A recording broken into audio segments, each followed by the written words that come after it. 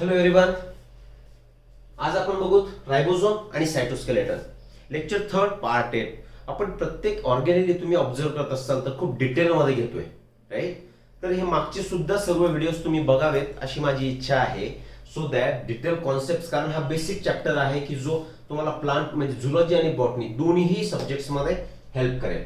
कारण हे वारंवार तुम्हाला टर्म्स येत जाणार. तर या टर्म्स आल्यानंतर काय, फॉर एक्झाम्पल रायबोझोम, त्याचं स्ट्रक्चर काय, एंडोमेम्ब्रेन सिस्टम काय काय एकमेकाच्या जवळ असतात, लायसोझोम त्याच्यामधले एन्झाईम्स, हे सगळं डिटेल एक्सप्लेनेशन आपण बघितले, बरोबर. तर मागचे लेक्चर सुद्धा व्यवस्थित बघून घ्या. आणि आज आपण आता वेळ न घालवता कव्हर करूया रायबोझोम आणि सायटोस्केलेटन, ते सुद्धा इन डिटेल. रायबोझोम बद्दल तर भरपूर सारे इन्फॉर्मेशन तुम्हाला माहिती झाली आहेत, बरोबर की नाही. सायटोस्केलेटन होऊ शकेल, मे बी ही टर्म नवीन असावी, परंतु बायोलॉजीमध्ये पर्टिक्युलरली मी तुम्हाला नेहमीच सांगतो की जर तुम्हाला एखाद्या शब्दाचा अर्थ कळत नसेल तर you need to dissect it. काय करा, त्याला ब्रेक करा. फॉर एक्झाम्पल म्हणून आपण सांगू, आता लायसिस या शब्दाचा नॉर्मल अर्थ माहिती आहे तुम्हाला. What is lysis?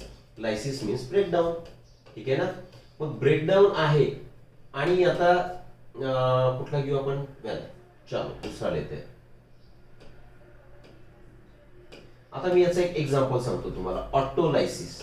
सियर, आता तुम्हाला ऑटोलायसिस या शब्दाचा अर्थ माहित नाहीये, परंतु याला जर तुम्ही ब्रेक केला आता तर ऑटो मीन्स व्हॉट, सेल्फ. आणि लायसिस मीन्स व्हॉट, आताच वरती लिहिलंय आपण, लायसिस मीन्स ब्रेकडाऊन. म्हणजे स्वतःचं कुठलं तरी स्ट्रक्चर असेल की त्याचं ब्रेकडाऊन होतं आहे. म्हणजे इन शॉर्ट माझा सांगण्याचा मुद्दा हा, जर तुम्ही बायोलॉजी मधील शब्द जे टर्म्स तुम्हाला कळत नसतील त्यातला तर डिसेक्ट जर करण्याचा ट्राय केला, मॅक्सिमम शब्द असे सापडतील तुम्हाला, तर तुम्हाला ऍटलीस्ट 50% मिनिंग तरी क्लिअर होणार, ठीक आहे ना. सिमिलरली सायटोस्केलेटन जे बोलतोय आपण, तर सायटोचा मिनिंग तुम्हाला माहिती आहे. Cyto is termed as cell. Cyto means cell. And skeleton कशाला म्हणताय तुम्ही? Skeleton is nothing but it is framework, right. आता फ्रेमवर्क कशाला म्हणतो आपण? आपला ह्युमन स्केलेटन घ्या. ह्युमन स्केलेटन काय, आपल्या बॉडीचं फ्रेमवर्क आहे, ज्याच्यामुळे आपल्याला एक शेप मिळालाय. ऑब्व्हियसली सेल मध्ये सुद्धा एक असं एक फ्रेमवर्क प्रेझेंट असेल, त्याला आपण सायटोस्केलेटन म्हणू, की जो सेलला शेप देण्यामध्ये हेल्प करेल किंवा एक स्ट्रेंथ देण्याचं काम करेल. किंवा एक प्रोसेस असेल, जसं की आपण फ्लुइडिटी ही टर्म बघितली होती, आठवत तुम्हाला? Lateral movement of proteins on the lipid bilayer. ते quasi fluid, semi fluid nature जे असेल त्या लिपिड बायलेअरचं, त्याच्यामुळे प्रोटीन्स कॅन मूव्ह लॅटरली, आणि त्याला आपण फ्लुइडिटी म्हटलं होतो. तसंच एक प्लास्टिसिटी, ठीक आहे ना. हा एक शब्द असेल, not plasticity, extremely sorry, plasticity नाही. याच्यामध्ये सुद्धा आपण काय बोलू शकतो की स्ट्रीमिंग, सायक्लोप्लाझ्मिक स्ट्रीमिंग म्हणजे मूव्ह होणे मागे पुढे, राईट. तर इन शॉर्ट समजून घ्या, सायटोस्केलेटन म्हणजेच it is a framework present in the cytoplasm, that is in cell, right. तर रायबोझोम आणि सायटोप्लाझम, चला आता डिस्कस करू. रायबोझोमला आपण दुसरा एक शब्द नावाने ओळखतो, जसं की आपण सार्कोझोम म्हटलं होतं. कोणाला म्हटलं होतं आठवतो ना? मायटोकॉन्ड्रियाला, sarcosome. Similarly engine of cell रायबोझोमला म्हणू. जसं आपण गोल्गी ऑफ ॲपरेटसला बोललो processing unit of cell, or it is factory of cell, ठीक आहे ना. का म्हटलं होतं? कारण त्याच्यामध्ये काहीतरी मॅन्युफॅक्चरिंग होत आहे, काहीतरी मॉडिफिकेशन होतं किंवा प्रोसेसिंग होते, पॅकेजिंग युनिट सुद्धा आपण त्याला बोललो होतो. कारण ते जेव्हा रॉ मटेरियल गोल्गीच्या सिस्टम मध्ये एंटर केलं, त्याच्यामध्ये शुगर्स म्हणा, कुठले एन्झाईम्स ते ऍड झालेत, प्रोसेसिंग झाली, आणि फायनली जेव्हा त्या गोल्गी बॉडीच्या ते बाहेर पडले, तर it was in the form of package, that is your vesicle. म्हणून त्याला आपण पॅकेजिंग युनिट ऑफ सेल सुद्धा म्हणतो. Similarly ribosome is also termed as engine of cell. आता इंजिनचं काम काय असतं? इंजिन जर असेल तर एखादी मोटर व्हेकल असेल ती चालणार, रायबोझोम जर असेल तरच एखादी सेल काम करू शकणार. That's why it is termed as engine of cell, ठीक. पहिला पॉईंट काय सांगतोय?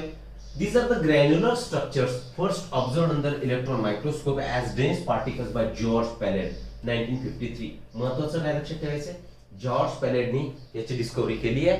कसं सापडले त्याला? Non membrane bound structure. 2, 3 times, 4 times, I think 5 times we already mention this structure ribosome. कसं स्ट्रक्चर सांगितलंय? ग्रॅन्युलर. कसं स्ट्रक्चर आहे? तर दिस इज ग्रॅन्युलर. ग्रॅन्युल समजतात तुम्हाला? ग्रॅन्युल म्हणजे फॉर एक्झाम्पल तुमचा सॅगो मी साबुदाणा, त्याचे जे दाणे तुम्हाला दिसतात, that is termed as granule. किंवा तुमचा रवा घ्या, रवा, ठीक आहे ना. तर रव्याचे जे तुम्हाला खडबडीत लागतंय, दॅट इज ग्रॅन्युल, राईट. वाळू घ्या, सँड, तर सँडचे पार्टिकल जर तुम्ही घेतलं तर यू कुड term it as a granule. मग ग्रॅन्युलर फॉर्म मध्ये सापडणार आणि which are non membrane bound structure. कुणी शोधले तर जॉर्ज पॅलेनी 1953 मध्ये. ठीक आहे ना. They are composed of ribonucleic acid and proteins. कशाने कंपोज झाले तर these are made up of RNA and proteins. आता या 70s आणि 80 टाइप ऑफ रायबोझोम जे आपण बघू तर त्याच्यामध्ये या RNAचं आणि प्रोटीनचं प्रपोर्शन वेगळं असेल. फॉर एक्झाम्पल प्रोकॅरियोटिक सेल मध्ये RNA जास्त असतील 60%, 40% काय असणार प्रोटीन्स असतील. त्याच्या ऑपोजिट युकॅरियोट मध्ये असणार 40% RNA असतील आणि 60% तुमचे प्रोटीन्स असतील. क्लिअर आहे. म्हणजे त्याचं ऑपोजिट असेल. बघू आपण ते बघायचं आपल्याला. इन शॉर्ट लक्षात ठेवायचंय की these are non membrane bound structures in the form of granules and these are composed of RNA and proteins, right? Well, not surrounded by any membrane except mammalian RBCs. all living cells have ribosomes. कित्येक वेळा आपण उल्लेख केला. तसे RBC बद्दल erythrocyte बद्दल तुम्हाला जर आठवत असेल तर इरिथ्रोसाइट मध्ये most of cellular organelles remain absent. जसं रायसोझोम ऍब्सेंट होता, मायटोकॉन्ड्रिया ऍब्सेंट होता, सिमिलरली रायबोझोम सुद्धा त्यांच्यामध्ये ऍब्सेंट आहे. मग आरबीसी वगळता मॅमेलिनच्या जितक्याही सेल असतील त्याच्यामध्ये ribosome has to be present. त्याला प्रेझेंट असणंच आहे. Why? Because these are the protein factories. These are responsible for protein synthesis. आणि प्रोटीन सिंथेसिस होईल तेव्हाच कॅरेक्टर एक्सप्रेशन होणार. मॉलिक्युलर बेसिस ऑफ इनहेरिटन्स या चॅप्टर मध्ये डिटेलमध्ये आपण याला बघितलेलं आहे. म्हणजेच आरबीसी वगळता सगळ्या प्रोकॅरियोटिक आणि युकॅरियोटिक सेल मध्ये रायबोझोम्स प्रेझेंट असतील. आता तो भाग वेगळा की त्याचा टाइप वेगळा असेल. जसं 70S will be present in prokaryotes and 80S will be present in your eukaryotes. ठीक आहे ना. आता त्यांचे सब युनिट्स काय ते आपल्याला पूर्ण स्ट्रक्चर बघायचे. त्याच्यामुळे जस्ट इंट्रोडक्टरी पार्ट आपण याच्यामध्ये बघतो. Right. Ribosomes are also called as organelle within organelle. म्हणजे काय आपण याचं एक स्ट्रक्चर काढलं होतं. सपोज हे रफ स्ट्रक्चर मी काढतो. काय दिसतोय तुम्हाला? मायटोकॉन्ड्रिया. मायटोकॉन्ड्रिया कशामध्ये प्रेझेंट होता? ऑब्व्हियसली समजून घ्यायचंय. फक्त ही मी दाखवतोय सेल. हा दिसतोय तुम्हाला मायटोकॉन्ड्रिया. आणि मायटोकॉन्ड्रिया मध्ये सुद्धा ग्रॅन्युलर स्ट्रक्चर प्रेझेंट होतं. म्हणजेच त्याला म्हटलं होतं आपण रायबोझोम. क्या कहा था हमने इसे? राइबोसोम. मतलब already mitochondria is cellular organelle. Right. ये ऑर्गेनेली है और इसके अंदर राइबोसोम है. तो इसे भी हम क्या बोल सकते हैं फिर? Organelle within organelle. Right. Ribosome. और protein factory of cell. Why protein factory of cell? जैसे पैकेजिंग यूनिट हमने कहा था. किसे कहा था? ये अपना गोल्गी कॉम्प्लेक्स. सिमिलरली ये प्रोटीन फैक्ट्री है. प्रोटीन फैक्ट्री मतलब क्या है? Ribosomes are responsible for protein synthesis. अब ये प्रोटीन सिंथेसिस कैसे होगा ये देखने के लिए हमें central dogma of protein synthesis देखना होगा. उसमें ट्रांसक्रिप्शन होगा. डीएनए की इंफॉर्मेशन आरआरएनए तक जाएगी. एमआरएनए तक जाएगी. और एमआरएनए का ट्रांसलेशन होने के बाद जो भी इंफॉर्मेशन सभी एमआरएनए के साथ थी that will be translated in the form of protein. तो किस माध्यम से प्रोटीन सिंथेसिस होगा? That is your ribosome. That is why ribosomes are termed as protein factories of cell. Clear है? चलो आगे बढ़ते हैं. आता काय राइबोसोम. राइबोसोम बद्दल त्याचे टाइप्स आपण बघू.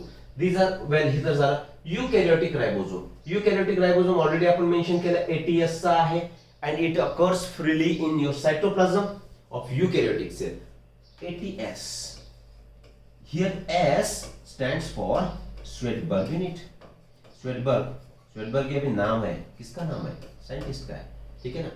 Svedberg unit क्या इंडिकेट करेगा? काय इंडिकेट करेगा? It is the indication of your sedimentation coefficient. आता सेडिमेंटेशन कोएफिशिएंटचा अर्थ काय होतो? सेडिमेंटेशन कोएफिशिएंट सॉरी सेडिमेंटेशनचा अर्थ काय होतो? फॉर एक्झाम्पल एक टेस्ट ट्यूब घ्या. ठीक आहे. याची टेस्ट ट्यूब. या टेस्ट ट्यूब मध्ये आता तुम्ही एखादं ब्लड टाकलं. For example blood. It is a blood. आणि या ब्लडला जर तुम्ही रोटेट केलं सेंट्रीफ्यूज मशीन मध्ये. मशीन आता आपल्या काढण्याची आवश्यकता नाही. अशी गोल मशीन असेल. समजून घ्यायचे. ही गोल मशीन. या मशीन मध्ये आता हे तुम्ही काय टाकले? Test tube. त्याच्यामध्ये काय प्रेझेंट आहे? ब्लड. तर आता याला तुम्ही असं रोटेट करणार. याला रोटेट आरपीएम ला 25,000 50,000 आरपीएम ला रोटेशन पर मिनिट. इतकं जेव्हा रोटेट करणार तर याच्यामध्ये जे जड पार्टिकल असतील it will settle down at the bottom. बरोबर. हे बॉटमला असे सेटल होऊन जाणार. आणि ही सेटल झालेले आहेत तर त्यालाच तुम्ही काय म्हणायचे? सेडिमेंट. आता कुठले पार्ट सेटल होतील? कुठले पार्ट खाली सेटल होणार? जे जड असतील, ज्यांना मास असेल, ज्यांना डेन्सिटी असेल.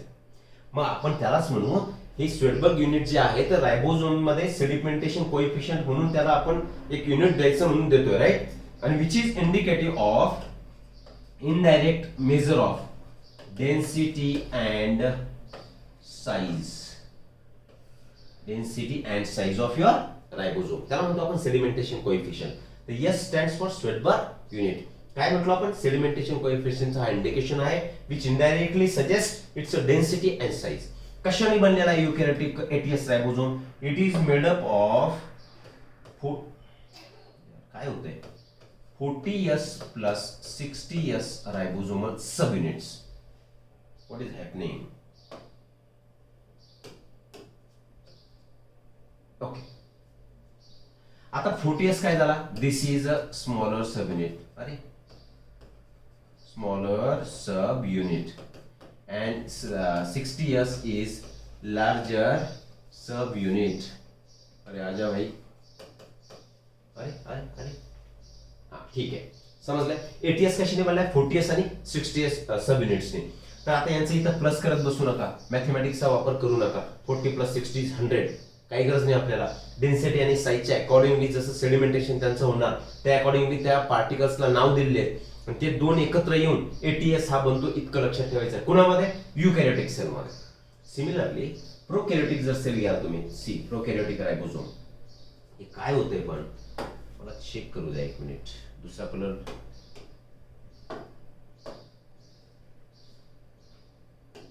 आता बघू. प्रोकॅरियोटिक जो तुमचा रायबोझोम आहे तर prokaryotic ribosome, okay, prokaryotic ribosome it is of 70s type. आता हा कशाने बनलेला आहे? It is made up of 30s smaller subunit plus 50s larger subunit. इतकंच लक्षात ठेवायचं, दॅट्स ऑल. अजून आपण बघितलं होतं बघा, आठवत असेल तर, कारण मायटोकॉन्ड्रिया आणि क्लोरोप्लास्ट ज्यावेळी आपण स्टडी केला तेही सांगितलं आपण की these are semi autonomous cellular organelles. तर त्यांच्यामध्ये सुद्धा 70s टाइप ऑफ रायबोझोमस प्रेझेंट. परत परत परत परत लक्षात ठेवा, कारण या बेसिक गोष्टी, कारण नीटची प्रिपरेशन करते वेळी तुम्ही सर्वच गोष्टी एक्झामच्या अगोदरच्या पिरियडमध्ये 1 महिन्यामध्ये 2 महिन्यामध्ये सगळ्या गोष्टी वाचत बसणार नाही. काही तुमचा 60, 70, 80% पोर्शन असा झालेला हवा की तो तुम्हाला वाचण्याची गरज नाही. 70s हा माहिती आहे आम्हाला, मायटोकॉन्ड्रिया आहे, क्लोरोप्लास्ट आहे, प्रोकॅरियोटिक सेल आहे, ठीक. त्या पद्धतीने आपण वारंवार रिपीट करत राहू. क्लिअर? तर हे झाले दोन तुमचे रायबोझोम्स प्रेझेंट इन युकॅरियोट अँड प्रोकॅरियोट आणि त्यांचं नेचर आणि कशापासून बनले तर smaller and larger subunit. Well, these occur in cytoplasm and associated with plasma membrane of prokaryotic cell. जसे युकॅरियोटिक सेलच्या कशामध्ये प्रेझेंट असतात? वेल, रायबोझोम हे न्यूक्लिअर मेम्ब्रेनला आउटर एन्व्हलपला सुद्धा अटॅच असतात युकॅरियोटिक सेलमध्ये किंवा सेलमध्ये म्हणू आपण. आणि बाहेर endoplasmic reticulum which starts from your outer envelope of your nuclear membrane, right? ते आपण डिटेलमध्ये बघितलंय. तसंच प्लाझ्मा मेम्ब्रेनशी असोसिएट हे स्ट्रक्चर असणार कुणाच्या केसमध्ये? प्रोकॅरियोटिक सेलच्या केसमध्ये, युकॅरियोट मध्ये नाही. Clear up to this? Svedberg unit or sedimentation rate, yes, it indirectly measure of density and size. We have already mentioned here. चलो आगे बढ़ते हैं. फिर आता हे जे दोन सब युनिट्स आपण सांगितले, फॉर एक्झाम्पल हा मी काढतोय इथे स्मॉलर सब युनिट आणि हा काढतोय लार्जर सब युनिट. आता याला तुम्ही फॉर एक्झाम्पल म्हणा 30s आणि याला 50s. जर या दोघांना कंबाईन व्हायचं असेल, कारण प्रोटीन सिंथेसिसच्या वेळी हा जो तुमचा mRNA असतो तर mRNA वरती अगोदर हा स्मॉलर सब युनिट येईल, याला लार्जर सब युनिट अटॅच होणार, ते एकमेकाला अटॅच व्हायला लागतील की नाही? Yes. For that there is a requirement of Mg2+ ion. That means magnesium ions are required for combining or joining these ribosomal subunits. समजते? आणि त्याचं एक पर्टिक्युलर मोलार कॉन्सन्ट्रेशन सुद्धा दिलेलं आहे, त्याची फार गरज नाही आपल्याला, तरी सुद्धा मी मेन्शन केलंय 0.001 molar Mg2+ concentration is required for structural formation of ribosome. हे स्ट्रक्चर तयार झाले की नाही रायबोझोमचं? वेल, ते याचं फॉर्मेशन जर व्हायचं असेल तर या मॅग्नेशियम लागणार. किती लागणार? 0.001 मोलार. आता मोलार ही केमिस्ट्री कॉन्सेप्ट आहे, ती आपल्याला इथे डिस्कस करायची नाही, राईट? वेल, क्लियर आहे. आता हा magnesium ion forms ionic bond with phosphate groups of RRNA of 2 sub units. Already आपण सांगितलंय हा ही सब युनिट रायबोझोमचा झाला की नाही? तर हा कशाने बनलेला आहे? RRNA प्लस प्रोटीन्स, बरोबर ना? आणि हा सुद्धा कशाने बनलेला आहे? RRNA plus proteins. इथे यांचं स्ट्रक्चरल फॉर्मेशन झालंय. तर जेव्हा यांचं कॉम्बिनेशन होणार तर काय होणार, कुणाशी होणार, phosphate group of rRNA of 2 sub units. या 2 सब युनिटचे जे rRNA आहेत, ठीक आहे ना, कारण आरएनए म्हटलं तर काय, त्याच्यामध्ये फॉस्फेट ग्रुप आलाच, पॉलिन्यूक्लियोटाइड चेन आठवा, त्याच्यामध्ये फॉस्फेट ग्रुपला जे आयनिक बॉन्डिंग होणार, ते आयनिक बॉन्ड फॉर्म झाल्यानंतर this two structure should be combined, ते एकत्र आहे. ठीक, आगे बढ़ते. देखो अभी केमिकल कंपोजिशन है राइबोसोम की क्या है. मॉलिक्युलर बेसिस ऑफ इनहेरिटन्स मध्ये तुम्हाला उपयोगाला येईल की कुठल्या टाईपचा सब युनिट हा कुठल्या आरएनए नी बनलेला आहे किंवा कुठल्या प्रोटीन्सने बनलेला आहे. क्लियर, लक्षात घ्यायचे. 70s कुणामध्ये प्रेझेंट आहे, पुन्हा एक वेळा, प्रोकॅरियोट, क्लोरोप्लास्ट, माइटोकॉन्ड्रिया कशाने बनलेला आहे, 60% आरएनए आणि 40% प्रोटीन. क्लियर, बोललो ना आपण अगोदर, त्याच्याच उलट करून टाका. जो 80s असेल दिस इज युकॅरियोटिक, आणि त्याच्यामध्ये ऑपोजिट होईल, 40% आरएनए असणार आणि 60% प्रोटीन असणार. एक फक्त कॉन्सन्ट्रेशन, याचं एक प्रपोर्शन तुम्ही लक्षात ठेवणं आवश्यक आहे. राईट, आता हा जो स्मॉलर सब युनिट, लार्जर सब युनिट आहे युकॅरियोटचा 60s, it is a larger sub unit of eukaryote. आपण बघितलं त्याच्यामध्ये rRNA 20s टाईपचं असणार, 5.s आणि 5s. फक्त याचे नंबर्स लक्षात ठेवा. येस, 40s कशाने बनलेला आहे, तर 18s टाईपने बनलेला आहे. 50s युकॅरियोट मधला लार्जर सब युनिट 23s आणि 5s ने बनलेला आहे, आणि 30s it is made up of 16s. This is the smaller sub unit of prokaryote. इतकंच लक्षात ठेवा, याच्यामध्ये फार असं स्ट्रेस होण्याची गरज नाही. लक्षात असेल तर असू द्या, अदरवाइज हे दोन वरचे लक्षात घ्या, दॅट्स ऑल. पुढे पॉलीरायबोसोम और पॉलिझोम. इथे इमेज दिसते तुम्हाला, इथे हे जे स्ट्रक्चर दिसतंय दिस वन, तर त्याला पॉलिझोम किंवा पॉलीरायबोसोम म्हणायचे. इथे असोसिएशन झालंय, हा 40s युनिट 60s, म्हणजे ही कुणाची सेल झाली आहे, आय मीन रायबोसोम झालाय युकॅरियोटिक रायबोसोम, बरोबर. आणि ते 30s 50s हा कुणाचा झालाय, तर प्रोकॅरियोटिक रायबोसोम झालाय. ठीक आहे ना, प्रोकॅरियोटिक. आता त्यांच्या डायमेन्शनसून आपल्याला फारशी गरज नाहीये. पॉलिझोम किंवा पॉलीरायबोसोम कशाला म्हणतात हे बघू. आता आपण सांगितलं की जर 2 सब युनिट एकत्र यायचे असतील, सी हा एक सब युनिट दिसतोय 30s प्रोकॅरियोटचा आहे, हा लार्जेस्ट सब युनिट 50s. इथे दाखवलं आपण मॅग्नेशियम आयन्स, ते सांगितलंच आपण. तर जेव्हा mRNA वरती, वेल चला मी काढूनच घेतो, मेन्शन केलं होतं आपण तरी सुद्धा वन मोर टाइम. हा काय तुमचा mRNA, this is mRNA. Clear, mRNA वरती आता हे 2 युनिट अटॅच व्हायचे, स्मॉलर म्हणू आपण आणि हा लार्जर म्हणू. ठीक, जेव्हा यांना अटॅच व्हायचंय तर कोण लागणार, मॅग्नेशियम आयन लागणार. केव्हा लागणार, जेव्हा mRNA वरती प्रोटीन सिंथेसिस करण्यासाठी हे जेव्हा 2 सब युनिट्स एकत्र येतील तेव्हा अटॅच होतील, त्यावेळेला तुम्हाला Mg2+ आयन्स लागणार. म्हणून आपण एरोच्या खाली दाखवलं mRNA वरती, आणि त्यांनी आता एक स्ट्रक्चर तयार झालंय. आता याला तुम्ही मोनोझोम म्हणू शकता, राईट. मोनोरायबोसोम का, कारण mRNA ला आता एकच रायबोसोम अटॅच झालाय, मोनोरायबोसोम म्हणा, नो प्रॉब्लेम. हे पर्टिक्युलरली आता एक जर अटॅच असेल तर ही कंडिशन युकॅरियोट आणि प्रोकॅरियोट दोघांसाठी कॉमन असणार. परत रिपीट करतोय, जेव्हा सिंगल रायबोसोम हा mRNA ला अटॅच होतो तर that is similar case in your prokaryote as well as eukaryotes. दोघांमध्ये सुद्धा सारखी कंडिशन असेल. आता काय होणार, प्रोटीन सिंथेसिस काय आपल्याला इथे समजून घ्यायचं नाहीये. तर काय, एक एक अमिनो ऍसिड असा येणार, amino acid 1, amino acid 2, amino acid 3 आणि सो ऑन, असं लिहितो मी अमिनो ऍसिड 20. कारण 20 इसेन्शियल अमिनो ऍसिड्स गरजेचे असतात कशासाठी, एक पॉलीपेप्टाइड चेन तयार करायला. What is polypeptide chain, polypeptide chain. Polypeptide chain तुम्ही कशाला म्हणता, it is nothing but your protein. म्हणजे proteins are made up of amino acid, त्यांची चेन म्हणजेच प्रोटीन. यांच्यामध्ये पेप्टाइड बॉन्ड प्रेझेंट असेल, समजते मी काय बोलतोय. आता एक एक याच्यामध्ये अमिनो ऍसिड अटॅच होत जाणार आणि त्यांच्यापासून काय तयार होणार, प्रोटीन. असं इथे लिहितो मी, 1 प्रोटीन मॉलिक्यूल. इथपर्यंत डन. mRNA होता, त्याला रायबोसोम अटॅच झाला, हे आजूबाजूला सायटोप्लाझम प्रेझेंट आहे, सायटोप्लाझम मधले एक एक अमिनो ऍसिड इथे अटॅच झाले, त्यांची एक चेन तयार झाली. त्या चेनला तुम्ही म्हटले पॉलीपेप्टाइड चेन, आणि त्याच्यापासून तयार झाला एक प्रोटीनचा मॉलिक्यूल. इथपर्यंत डन. किंवा प्रोटीन मॉलिक्यूल किंवा एक प्रोटीन चेन म्हणून, चला प्रोटीन मॉलिक्यूल चेन. ओके, ही कंडिशन दोघांमध्ये होणार.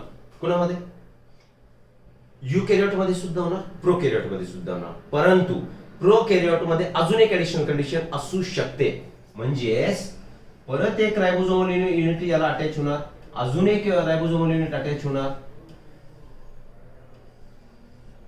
ठीक आहे, असे एकापेक्षा जास्त रायबोसोमल युनिट याला अटॅच होतील.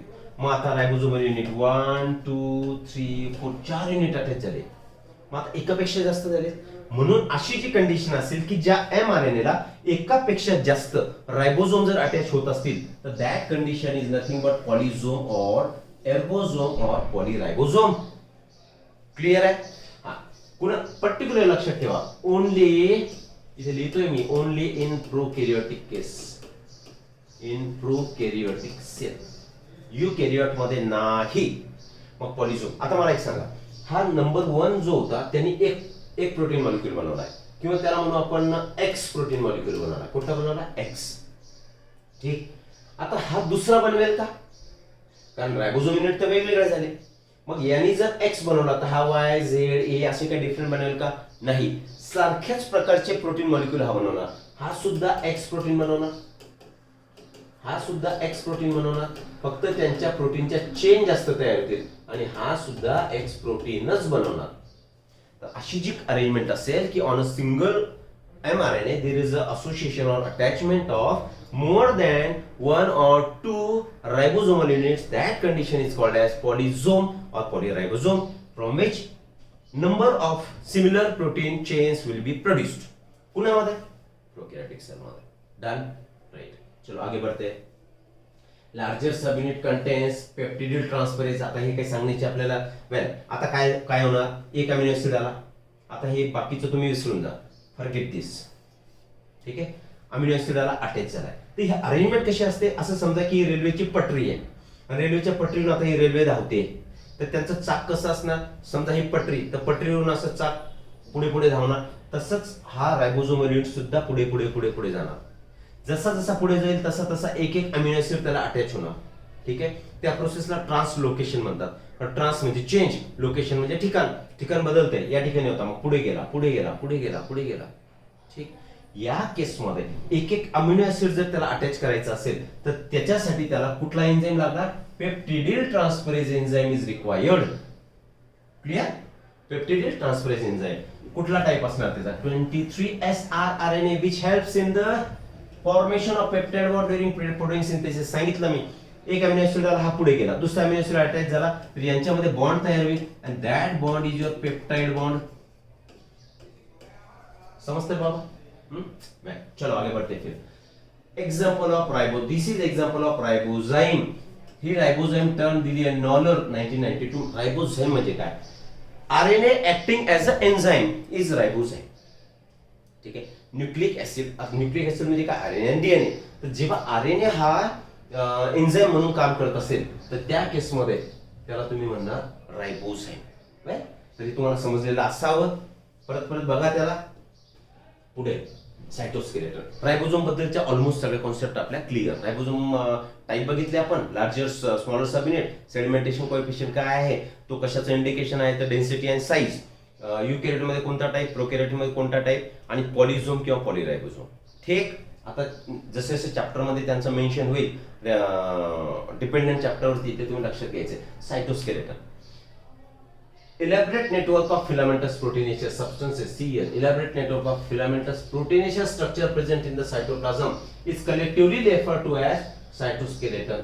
म्हणजे एक रफ म्हणून आपण इथे असं करू, समजा ही सेल, ठीक आहे ना, आणि हा सेल मध्ये काय प्रेझेंट असेल, दिस इज अ सायटोप्लाझम. बरोबर. या रफ काढतोय मी फक्त तुम्हाला समजण्यासाठी. असं समजा की असे वेगवेगळे प्रोटीनच्या चेन्स याच्यामध्ये प्रेझेंट असतील. मग यालाच तुम्ही काय म्हणायचं, सरळ सरळ सायटोस्केलेटन म्हणायचं. आपण बघू कोणते कोणते प्रोटीन याच्यामध्ये इन्व्हॉल्व असतात, जसं ट्युब्युलिन प्रोटीन असेल किंवा तुमचा इंटरमिडिएट फिलामेंट्स असतील, बघू आपण ते मायक्रोट्युब्युल्स. तर त्याला सायटोस्केलेटन म्हणायचे. कसं नेचर आहे यांचं, फिलामेंट सारखं. हे फिलामेंट सारखं दाखवलं आपण, filamentous proteinaceous structures. Clear. Okay. Function काय असतात, मेकॅनिकल सपोर्ट. बघा ना, हे जर याला इथे मध्ये न्यूक्लियस घ्या, चला हे जर पूर्ण भागात पसरले असेल तर त्याला एक सपोर्ट मिळेल मेकॅनिकल, याचा शेप मेंटेन ठेवण्यासाठी हेल्प करणार म्हणून, आणि त्याची मोटिलिटी, हे मेंटेनन्स ऑफ शेप बोललो आपण, मोटिलिटीसाठी सुद्धा, म्हणजे आतमध्ये जे काही मुवमेंट्स व्हायचे असतील तर त्या एका पर्टिक्युलर मुवमेंट होतील, म्हणजे मोटिलिटी मध्ये सुद्धा हेल्प करणार. काय काय करणार, एकतर मेकॅनिकल सपोर्ट प्रोव्हाइड करणार, सेकंड थिंग हा त्याला शेप प्रोव्हाइड करणार, आणि मोटिलिटी मेंटेन ठेवण्यामध्ये cytoskeletal structure which is made up of various proteinaceous filaments that will help. Right, आगे बढ़ते हैं. आता सायटोस्केलेटन मध्ये काय काय बनलेलं आहे, कशा कशाने बनलेलं आहे, तर आपण बोललो मायक्रोट्युब्युल याच्यामध्ये प्रेझेंट आहे. टर्म कोणी दिली, रॉबर्टिस अँड फ्रेंशिक या दोघांनी ही टर्म दिली. Microtubules are present as a cytoskeletal framework in your cytoplasm. आता मायक्रोट्युब्युल्स कशाने बनले, तर ऑलरेडी काय सांगितलं आपण, these are the proteinaceous filament, म्हणजे प्रोटीन हे त्यांचं नेचर आहे. कोणता प्रोटीन, पर्टिक्युलरली 25 नॅनोमीटर साईज असलेला ट्युबिलिन प्रोटीन, जसं डायनिन प्रोटीन सिलिया फ्लॅजेलामध्ये आपण बघू, है ना. वेल, ट्युबिलिन प्रोटीन असेल, डायनिन प्रोटीन असेल किंवा निक्सिन प्रोटीन असतो, तसाच हा एक ट्युबिलिन प्रोटीन इथे प्रेझेंट असेल. कुठे, मायक्रोट्युब्युल्स मध्ये. कसे आहेत, ब्रांच्ड आहेत, अनब्रांच्ड आहेत, सियर. Well, directly it forms the basal structure of central basal body of cilia and flagella, spindle fibers and axonema of cell and cilia and flagella. Clear? Just a minute, just a minute. Camera बघतोय मी.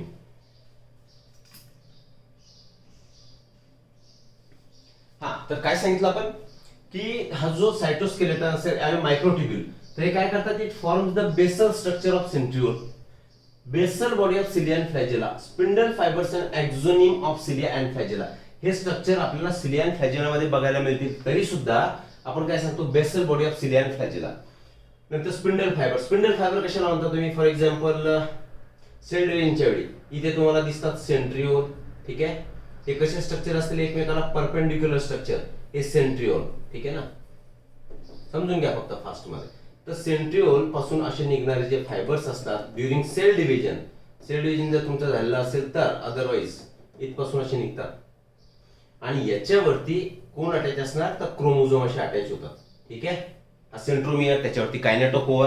हे जे spindle fibres तयार झालेत, तर obviously हे सुद्धा कशापासून तयार झालेले आहेत, तुमच्या मायक्रोट्युब्युलनी. म्हणजे एक नेचर लक्षात घ्यायचंय, सिलिया अँड फ्लॅजेला बद्दल जर तुम्हाला प्रोटीनचा कंपोनंट जर विचारला, तर तुम्ही कोणत्या स्वरूपात त्याला लिहिणार, तर मायक्रोट्युब्युलच्या स्वरूपात लिहिणार. म्हणजे एक्झोनिम, आता सिलिया आणि फ्लॅजेला त्याचा एक्झोनिम जर बघायचा असला आपल्याला, तर मी फक्त गोल काढतोय. हे असं गोल स्ट्रक्चर काढू आपण. इथे वेगवेगळे rod like proteins are present. ठीक आहे, प्रोटीन ट्युबिलिन असतील, डायनिन असतील आणि निक्सिन असतील. तर मध्ये सेंट्रल शीथ असणार, असे दोन सेंट्रली प्लेस्ड ट्युबिल्स असतील, त्यांच्यामध्ये ब्रिज असणार.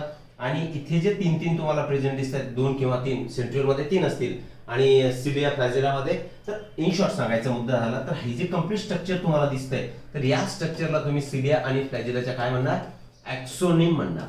तर या एक्सोनिम मध्ये सुद्धा दिस मायक्रोट्युब्युल्स आर फॉर्म्ड, और this forms this axoneme structure of cilia and flagella. म्हणजे basal bodies of cilia and flagella, spindle fibres during cell division, then axoneme of cilia and flagella, and structure of centriole. Centriole तर बोललो आपण, this is your centriole. कशामध्ये present असणार centriole, it is a part of, it is in the form of diplosome. याला diplosome का, कारण हे 2 structure आहेत म्हणून, झोम बॉडीज. ठीक आहे, कुणामध्ये, सेंट्रोझोम मध्ये.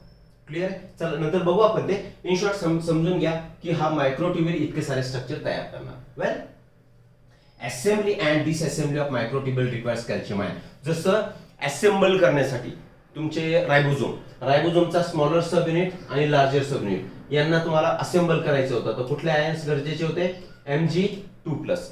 सिमिलरली जर तुम्हाला हे मायक्रोट्युब्युलचे असेंबल करायचे असतील, असेंबल म्हणजे एकत्र जोडायचे असतील, तर it requires calcium 2+ ions additionally. लक्षात असू द्या. ठीक. Well, in plants microtubules often found associated with cell wall. प्लांटच्या केसमध्ये हे जे मायक्रोट्युब्युल आहेत, तर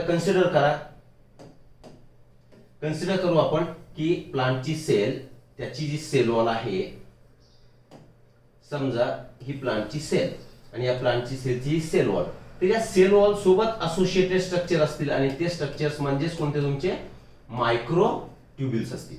वेल, क्लियर है. आगे बढ़ते हैं. फिर probably this transport cell wall material from Golgi body to outside of cell. आता ही सेल आहे, आतमध्ये असं कन्सिडर करा की this is a Golgi body.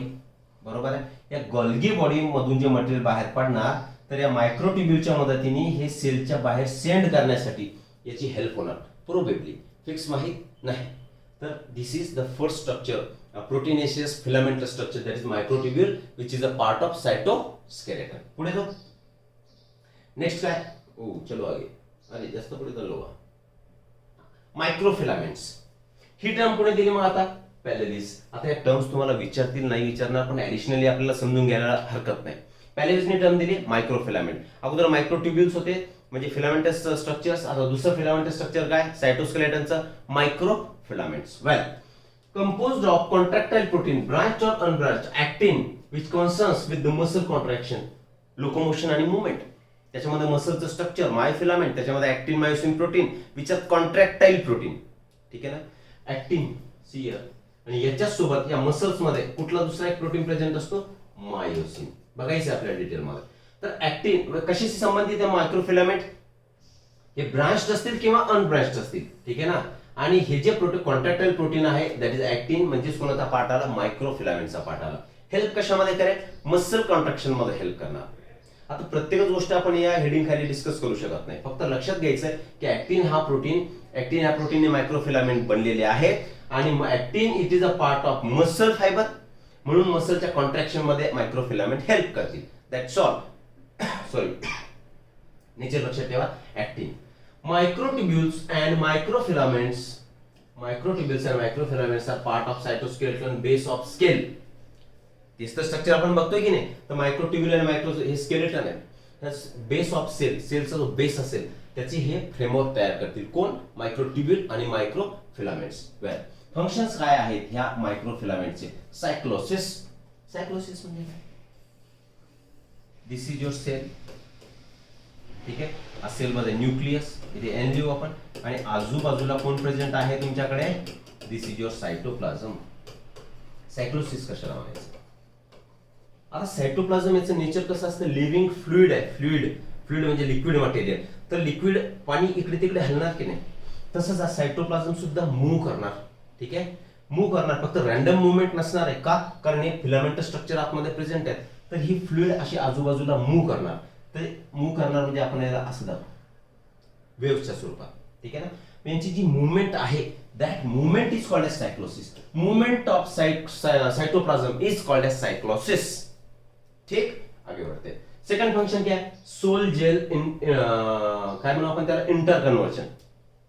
Soul gel, sol for solution.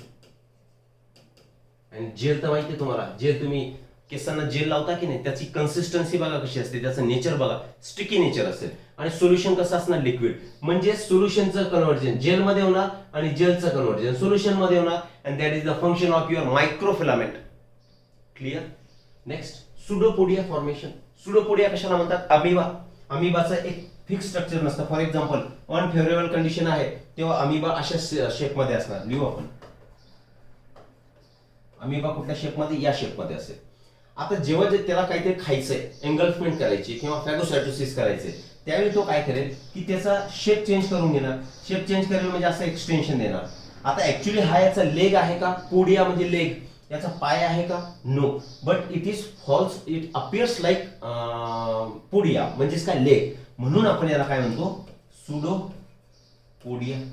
मग सुडोपोडियाचं जर फॉर्मेशन करायचं असेल तरी सुद्धा हे मायक्रोफिलामेंट. म्हणजेच लक्षात घ्या, ऑलरेडी आपण सांगितलं मायक्रोफिलामेंट कशाने बनलेले असतात, नॉर्मली ऍक्टिनने बनलेले आहेत. आणि ती जर कॉन्ट्रॅक्टाईल, जेव्हा जेव्हा गरज पडेल तर यांचं हे काय होणार, रिलॅक्सेशन झालं, परत तो कॉन्ट्रॅक्ट होऊन जाईल. बरोबर ना. म्हणून आपण त्याला म्हणतो it plays a role in pseudopodia formation. Right. Formation of cleavage furrow. आता क्लिवेज फरो काय, सेल डिव्हिजन तुम्ही चॅप्टर झालेला असेल तुमचा. राईट. बघू आपण क्लिवेज फरो कशाला म्हणायचंय. कुणाशी असोसिएट स्ट्रक्चर सांगितलंय आपण, हे अगोदरचं microtubule it was associated with the cell wall of plant. बरोबर की नाही, प्लांट सेलच्या वॉल सोबत. आणि त्याचं काम काय सांगितलं, गॉल्गी कॉम्प्लेक्स मधलं material outside the cell transport करणे, probably. Similarly cleavage furrow, suppose this is again your cell, this is a cell. आता याच्यामध्ये न्यूक्लियस होता, बरोबर ना. मग कॅरिओकायनेसिस आणि सायटोकायनेसिस दोन स्टेप्स होतील. तर कॅरिओकायनेसिस म्हणजे दोन न्यूक्लियस असे डिवाइड झाले, त्याला म्हणतो आपण कॅरिओकायनेसिस. ओके. मग आता काय व्हावं लागणार, दोन न्यूक्लियस का झाले, कारण या सेलला डिवाइड व्हायचंय. तर याच्यामध्ये क्लिवेज म्हणजे तुकडे करणे, क्लीव म्हणजे तुकडे करणे. तर याचे तुकडे करावे लागेल. तर याला म्हणा तुम्ही क्लीव. ही खाच पडली नाही ते, इसको मिटाता हूं. तर हे जे स्ट्रक्चर तुम्हाला झालंय तयार, याला काय म्हणायचे तुम्ही, क्लिवेज म्हणायचे. क्लिवेज म्हणजे खाच. फॉर एक्झाम्पल कसं सांगता येईल, हे दोन दिसतंय तुम्हाला, तर ह्या दोन हात मी जे फिस्ट जवळ आणले आहेत, तर मधला जो पार्ट दिसतो that is your cleavage. Cleavage म्हणजे सेपरेटिंग पार्ट. तर हे क्लिवेज फॉर्मेशन करण्यासाठी केव्हा, cleavage formation during cell division, त्यावेळी सुद्धा मायक्रोफिलामेंटचा तुम्हाला वापर होणार. ठीक आहे. आता काय होणार, हे फरो, फरो म्हणजे त्याच्यामधला स्पेस. आता हे पुढे जाणार, हे परत पुढे येणार. एक वेळ असेल की दोन एकमेकाला मिळून जातील आणि this two cells will be separated, दोन सेल्स सेपरेट होऊन जातील. याच्यामध्ये सुद्धा म्हणजे चार फंक्शन हे दाखवले. एक तर cyclosis, movement of cytoplasm, second sol gel interconversion, solution to gel, gel to solution, ते सुडोपोडिया फॉर्मेशन बघितलं आपण, and formation of cleavage furrow. ठीक, आगे बढ़ते. तिसरा फिलामेंट, अगोदर काय बघितलं आपण सायटोस्केलेटन मध्ये, एक तर मायक्रोट्युब्यूल. ठीक आहे, त्याचं नेचर काय, ट्युब्युलिन प्रोटीन. दुसरा कुठला बघितला, मायक्रोफिलामेंट, त्याचं नेचर काय होतं, ऍक्टिन, ऍक्टिन प्रोटीनने बनलेला आहे. आणि तिसरा तुमचा इंटरमिडिएट फिलामेंट. आणि सेकंड जो होता ऍक्टिन फिलामेंट म्हणजे मायक्रोफिलामेंटने बनलेला, तो ब्रांच्ड होता किंवा अनब्रांच्ड होता. हा सुद्धा बघा कसा आहे, ब्रांच्ड ऑर अनब्रांच्ड. पहिल्यामध्ये ब्रांचिंग होती का, मायक्रोट्युब्यूल मध्ये देयर वॉज नो ब्रांचिंग. पण या दोन मध्ये मायक्रोफिलामेंट आणि इंटरमिडिएट फिलामेंट दोघांनी सुद्धा एक तर ब्रांचिंग असतील किंवा अनब्रांच स्वरूपात असतील. Intermediate filaments has size or diameter in between micro and microtubules, microfilament and microtubules. Diameter wise जर विचार केला तर इंटरमिडिएट नावामध्ये दिसतंय. इंटरमिडिएट म्हणजे काय, समजा एकाची हा एक फिलामेंट आहे आणि याची इतकी डायमीटर असेल, दुसऱ्याची डायमीटर थोडी कमी असेल, तर इंटरमिडिएट दोघांच्या मधली जी डायमीटर असेल, तर याची मोठी आहे. आता समजून घ्यायचंय, याची मोठी करून घेऊ चला. तर याची मोठी आहे, याची लहान आहे, आणि दोघांच्या मध्ये डायमीटर कोणाची आहे, म्हणून त्याला आपण काय म्हणतो, इंटरमिडिएट फिलामेंट. वेल, ब्रांच्ड और unbranched non contractile filament composed of 3 types of proteins. आता हे कसे आहेत, तुमचा हा काढला मी सपोज मायक्रोफिलामेंट, लहान आहे साईजने, मायक्रोफिलामेंट. हा काय तुमचा मायक्रो ट्युब्यूल, आणि हा मधला जो आहे तो आहे इंटरमिडिएट फिलामेंट. आता याच्यापैकी मायक्रोफिलामेंट हा कशाने बनलेला सांगितलं आपण, it was made up of actin. आणि ऍक्टिन कसा असतो, मसल्स मध्ये प्रेझेंट आहे, म्हणजेच नेचर काय झालं त्याचं, कॉन्ट्रॅक्टाइल. तर हा जो इंटरमिडिएट फिलामेंट आहे इट इज नॉन कॉन्ट्रॅक्टाइल. आता हे याच्यावरचं सर्व गेलेलं आहे, तरी एक वेळ आपण परत फास्ट मध्ये इंटरमिडिएट फिलामेंट असं मध्ये काढला होता आपण. दिस इज इंटरमिडिएट फिलामेंट, बरोबर. याच्यापेक्षा मोठी डायमीटर जर असेल त्याला म्हणतो आपण मायक्रोट्युब्यूल, आणि स्मॉल जो असेल त्याला म्हटलं होतो आपण मायक्रोफिलामेंट, बरोबर आहे. तर मायक्रोफिलामेंट मध्ये काय सांगितलं आपण, there is a presence of actin protein which is contractile protein, right. आणि हा तुमचा झालाय नॉन कॉन्ट्रॅक्टाइल. कोण नॉन कॉन्ट्रॅक्टाइल असणार याच्यामध्ये, इंटरमिडिएट फिलामेंट. क्लिअर आहे. आणि दिस इज युअर मायक्रोट्युब्यूल. वेल, लक्षात येत असेल तुमच्या तिन्ही जे कंपोनेंट्स आहेत, कंपोजिशन आहेत कुणाचे, या सायटोस्केलेटनचे, जसं की मायक्रोट्युब्यूल, मायक्रोफिलामेंट आणि इंटरमिडिएट फिलामेंट. तर याची साईज काय सांगितलं आपण, the size of intermediate filament is in between this to.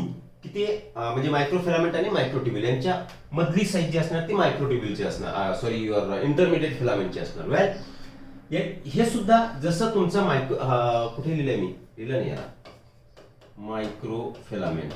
मायक्रोफिलामेंट हा कसा होता, इट वॉज ब्रांच्ड और अनब्रांच्ड. लास्ट स्लाइड मध्ये आपण बघितलंय, और अनब्रांच्ड. सिमिलरली इंटरमिडिएट फिलामेंट सुद्धा ब्रांच्ड असू शकेल किंवा अनब्रांच्ड असेल. ठीक आहे, या फॉर्म मध्ये सुद्धा असेल किंवा त्याला असे ब्रांचिंग सुद्धा निघू शकते. ठीक. वेल, नॉन कॉन्ट्रॅक्टाइल ऑलरेडी आपण बोललो, and composed of 3 types of proteins. 3 प्रकारच्या प्रोटीन्सनी हा बनलेला असेल. कोणते 3 प्रोटीन आहेत, तर protein keratin is there. Keratin कुठे कुठे प्रेझेंट असतो, येस, केरॅटिन तुमच्या हेअर मध्ये प्रेझेंट असतो, नंतर नेल मध्ये प्रेझेंट असतो, बरोबर की नाही. आणि नेल आणि हेअर त्याचा संबंध आलाय म्हणून आपण मेन्शन करतोय. नेल आणि hair these are the dead protein, बरोबर की नाही. यांचं नेचर काय असतं, तर these are dead proteins. Clear. दुसरा कुठला, वायमेटिन, आणि तिसरा डेस्मिन. हे 3 जे प्रोटीन्स आहेत जे तुमचे इंटरमिडिएट फिलामेंट्स बनवतील. कारण या तिन्ही फिलामेंट मध्ये काय स्ट्रक्चरल सपोर्ट द्यायचा आहे. त्याच्या फंक्शन मध्ये आपण बघू की it gives provides structural support to the cells, right. Well, form basket like structure around the nucleus, size 8 to 12 nanometre. न्यूक्लियसच्या अवतीभोवती समजा ही सेल असेल आणि हा न्यूक्लियस असेल, तर बास्केट लाईक स्ट्रक्चर तो असा याच्यावरती भोवती असं बास्केट सारखं स्ट्रक्चर तयार करेल. म्हणजेच काय होणार, एक स्ट्रेंथ मिळणार सायटोस्केलेटनला, राईट. फंक्शन्स मध्ये बोलायचं झालं तर function, what are the function, see here, it forms lamina on inner nuclear membrane. Consider, याला मिटवतोय मी. लॅमिना, लॅमिना म्हणजे काय, शीट. न्यूक्लिअर मेम्ब्रेनच्या आतमध्ये इट फॉर्म्स, समजा दिस इज न्यूक्लियस, याला न्यूक्लियस म्हणू आपण, ठीक आहे. आणि न्यूक्लियसचा हा काय झाला, इनर मेम्ब्रेन, इनर साइड झाली इनर मेम्ब्रेन, ठीक आहे. तर याच्यावरती अशी शीट फॉर्मेशन करेल लॅमिना. म्हणजे याच्यामुळे काय होणार की न्यूक्लिअर मेम्ब्रेनला सुद्धा स्ट्रेंथ मिळणार. क्लिअर आहे. पहिल्या फंक्शनचा मिनिंग क्लिअर झालाय. Second, provide stability. ऑब्वियस आहे, यांच्यामध्ये रिजिड स्ट्रक्चर प्रेझेंट असते, तीन टाईपचे प्रोटीन्स यांच्यामध्ये प्रेझेंट आहेत फिलामेंटस फॉर्म मध्ये. तर रिजिडिटी, स्टॅबिलिटी ही तर प्रोव्हाइड करणार सेलला, बरोबर की नाही. It makes cell stable, right. Okay. And third, formation of scaffold for chromatin. Chromatin साठी स्कॅफोल्ड. आता स्कॅफोल्ड म्हणजे काय, टेम्पररी सपोर्ट. स्कॅफोल्डचा मिनिंग काय होतं, इन शॉर्ट, क्रोमॅटिन मटेरियल जे असतात, क्रोमॅटिन मटेरियल आता न्यूक्लियस मध्ये असेल, बरोबर. याच्यामध्येच काढू आपण. न्यूक्लियस मध्ये जे क्रोमॅटिन मटेरियल आहे त्याला तो स्कॅफोल्ड म्हणून काम करतोय. समजा हे क्रोमॅटिन मटेरियल असेल, वेल, तर आता हे मटेरियल हे रॅन्डम किंवा क्लब होऊ नये याच्यासाठी यांच्यामध्ये तो स्कॅफोल्ड म्हणजे एक सपोर्ट म्हणून त्याला काम करतो, टेम्पररी सपोर्ट. स्कॅफोल्ड जसं सी कन्स्ट्रक्शन करते वेळी उभं राहायचं असेल तर आपण एक पायऱ्यासारखं रचतो त्याला, बरोबर की नाही, किंवा स्लॅब टाकायचा आहे तर त्याला काय करतात, एक गजांची किंवा त्या स्टील रॉडची काय करतात, एक जाळी तयार करतात, दॅट इज स्कॅफोल्ड. तर मग स्कॅफोल्ड म्हणजे structural support it provides to the chromatin material. This is how we have finished with our ribosome. It's a detailed structure, its types, then cytoskeleton, त्याच्यामध्ये इन्व्हॉल्व असणारे वेगवेगळे प्रोटीन्स किंवा filamentous proteins. जसं सांगितलं आपण, मायक्रोट्युब्युल, इंटरमिडिएट फिलामेंट अँड मायक्रोफिलामेंट्स. आणि तिघांचे त्यांच्यामध्ये कोण कॉन्ट्रॅक्टाइल आहे, कोण नॉन कॉन्ट्रॅक्टाइल आहे, ब्रांच्ड, अनब्रांच्ड, त्यांचे functions, everything we have covered in detail in this lecture, right. आता नेक्स्ट लेक्चर मध्ये आपण बघूयात सिलिया, फ्लॅजेला अँड सेंट्रिओल. हे डिटेल मध्ये आपण पुढच्या लेक्चर मध्ये कव्हर करू. Thank you very much.